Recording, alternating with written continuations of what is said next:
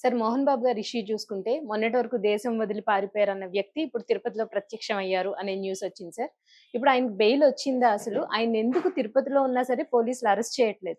మోహన్ బాబుది గత కొంతకాలంగా వివాదాస్పదంగా ఉంది. అవును సార్. మనం చాలా వీడియోలు మాట్లాడుకున్నాం. హ్మ్. అంటే లేటెస్ట్‌గా ఆయన కేస్‌కి సంబంధించిన డెవలప్‌మెంట్ ఏందంటే, బేసిక్‌గా ఆయన మీద 109 బిఎన్ఎస్ యాక్ట్ పెట్టారు. అదేందంటే హత్యాయత్నం. ఆయన డిసెంబర్‌లో ఒక టీవీ9 విలేకరి రంజిత్ అనే అతన్ని కొట్టాడు. అది హ్మ్. వీడియోలో చూసాం మనం. హ్మ్. అది ఆయన చాలా ఉగ్ర రూపంతో కొడుతున్నాడు. దాంతో అవును సార్. ఆ అబ్బాయికి ఇక్కడ ఎముక 3 చోట్ల ఫ్రాక్చర్ అయింది. రాడ్డేశారు. హ్మ్.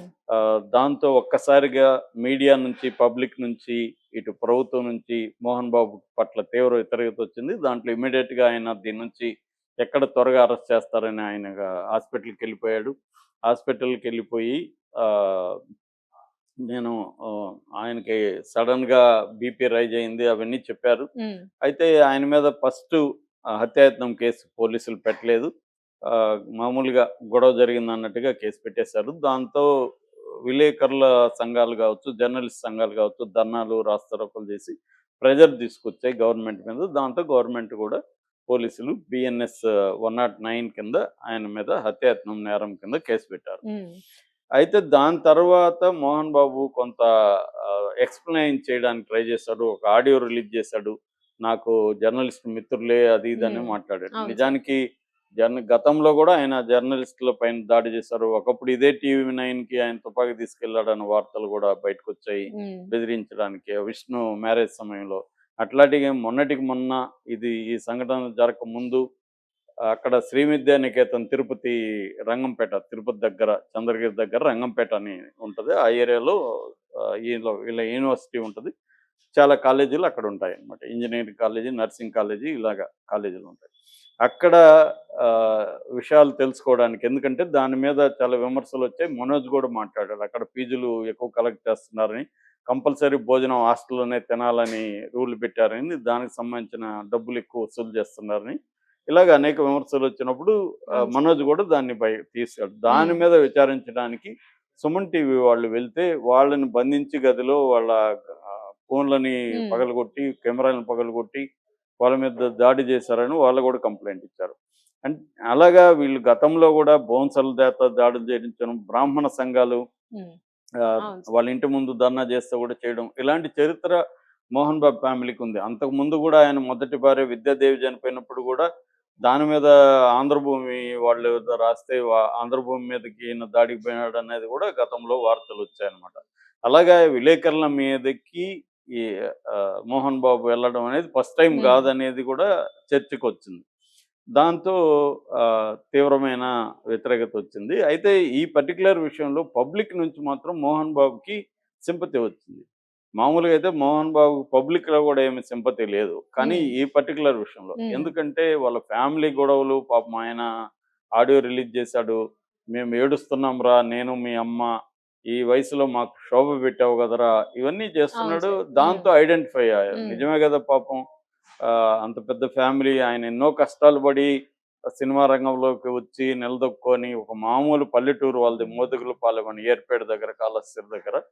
అటువంటి ఫ్యామిలీలో నుంచి వచ్చి ఆయన డ్రిల్ మాస్టర్‌గా ఉంటూ అసిస్టెంట్ డైరెక్టర్‌గా బాధలు పడుతూ అప్పుడు కూడా అనేక అవమానాలు ఎదుర్కొన్నాడు ఆయన. హ్మ్. ఆయన ఓపెన్‌గా చెప్పాడు. ఆయనకేందంటే ఒక బోల్డ్‌నెస్, ఓపెన్‌నెస్ ఉంటది. అది ఇతరులని విమర్శించడమైనా, తనని హ్మ్. విమర్శించుకోవడమైనా, తన అవమానాలు చెప్పుకోవడమైనా ఆయన బోల్డ్‌గా అవును సార్. చెప్పుకుంటారు. చాలామంది తనకు జరిగిన అవమానాలు చెప్పుకోరు. కానీ ఆయన ఓపెన్‌గానే చెప్పుకునే నేచర్ ఉంది.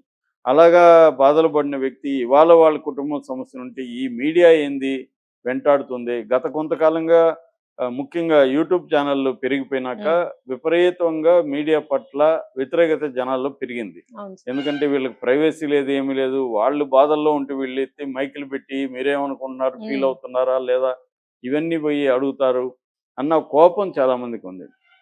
అట్లాగే మనం పెట్టే టైటిల్‌లు వీటి పట్ల గూడా సమాజంలో వ్యతిరేకత ఉంది గానీ, అవే జూస్తారు మళ్ళీ వాళ్ళు హ్మ్. గూడా. హ్మ్. వాళ్ళు వ్యతిరేకత ఉంటే చూడకుండా ఉంటే అలాంటి టైటిల్ పెట్టరు. అవును సార్. సో, చూస్తా వ్యూస్ ఎక్కువొస్తాయి గాబట్టి ఇవే హ్మ్. పెడుతున్నారు. ఇది ఒక కాంప్లెక్స్ ఇష్యూ. సో, ఇలాగా దానివల్ల వీళ్ళెళ్లి వాళ్ళ ఇంటికెందుకెళ్లారు? మోహన్ బాబు ఇంటికెళ్తే ఎవరైనా కోపం రాదా? వచ్చినోళ్ళు విలేకరులే అని ఏం జెప్పొచ్చు. రేపొద్దున వాళ్ళు యాంటీ సోషల్ ఎలిమెంట్స్ కూడా జర్నలిస్ట్ ముసుగులో వెళ్ళొచ్చు కదా, అర్ధరాత్రి మీరు ఎందుకు వాళ్ళ ఇంటికి వెళ్ళారు, ఇలాగా విమర్శలు వచ్చాయి. కాకపోతే ఏంటంటే ఇది మనోజ్ కూడా దీని పట్ల ఇది ఇచ్చాడు, నేనే పిలిచాను వాళ్ళని. మనోజ్ ఎందుకు వెళ్ళాడు ఆ టైంలో అంటే వాళ్ళ పాప 9 నెలల పాప ఇంట్లో ఉంది, తీసుకురావాలని వెళ్ళాడు. కాకపోతే మనోజ్ బౌన్సర్ని అలో చేయలేదని, మనోజ్ బౌన్సర్ని తీసుకెళ్ళడానికి కుదరక ఆల్రెడీ విష్ణు బౌన్సర్ని అక్కడ పెట్టాడు. సో బౌన్సర్లు తనని రానియరని మనోజ్కి ఐడియా ఉంది కాబట్టి మనోజ్ విలేకరులను తీసుకెళ్ళాడు.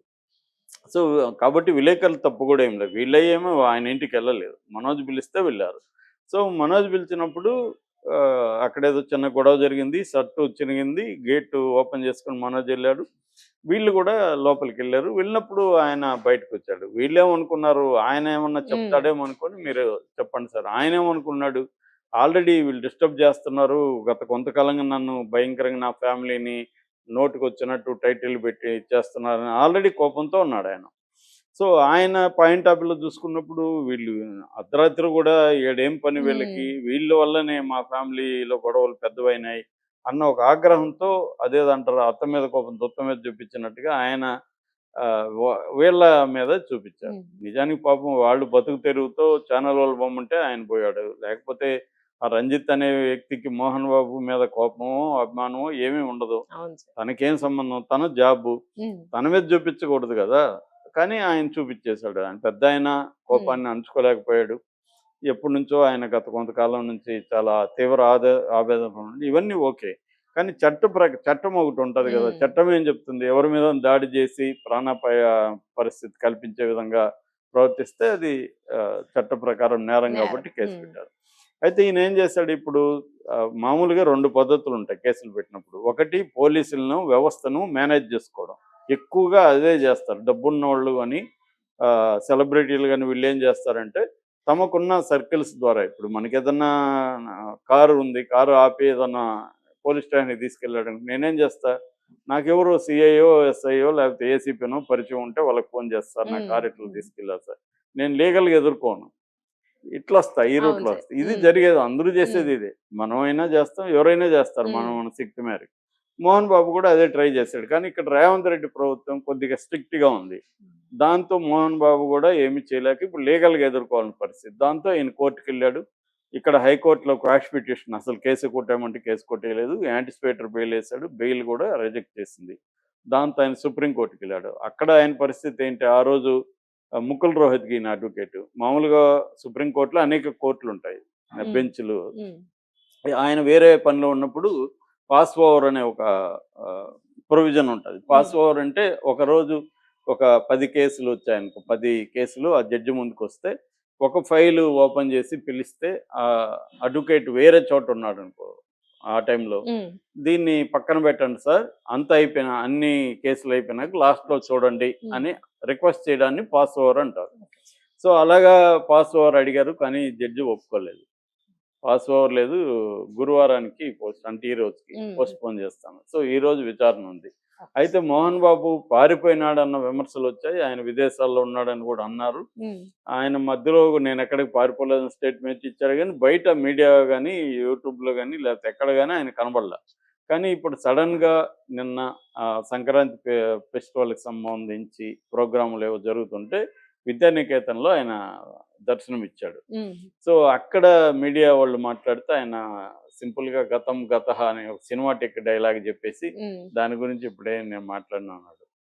సో ఎందుకంటే ఆయనకి ఇప్పుడు బెయిల్ వచ్చే పరిస్థితి ఉంది కాబట్టి ఆయన తన కేసు మీద ఏమన్నా మాట్లాడితే రేపొద్దున పబ్లిక్ ప్రాసిక్యూటరు దీన్ని ఉపయోగించుకొని ఆయన ఇలాగ మాట్లాడుతున్నాడు, ఆయన ఉంటే బెయిల్ ఇచ్చేస్తే ఆయన ఇన్ఫ్లుయెన్స్ చేస్తాడు, ఇవన్నీ వ్యతిరేకించే అవకాశం ఉంది. అందుకని ఆయన గతం గతహ అనేసి ఒక సినిమా డైలాగ్ చెప్పేసి అయిపోయాడు, మాట్లాడలేదు. సో కానీ ఈరోజు సుప్రీంకోర్టు బెయిల్ ఇవ్వకపోతే మాత్రం ఆయనకి ఇబ్బంది. ఆల్రెడీ రేవంత్ రెడ్డి ప్రభుత్వం మీద విమర్శలు స్టార్ట్ అయింది. అక్కడేమో తనకు పెద్ద సంబంధం లేకుండా తన సినిమా చూడడానికి వెళ్తేమో అల్లు అర్జున్ అరెస్ట్ చేశారు, అల్లు అర్జున్ దోషి అని చెప్తున్నారు. ఇక్కడ ఓపెన్ గా అటాక్ చేసిన విజువల్స్ ఉన్నాయి.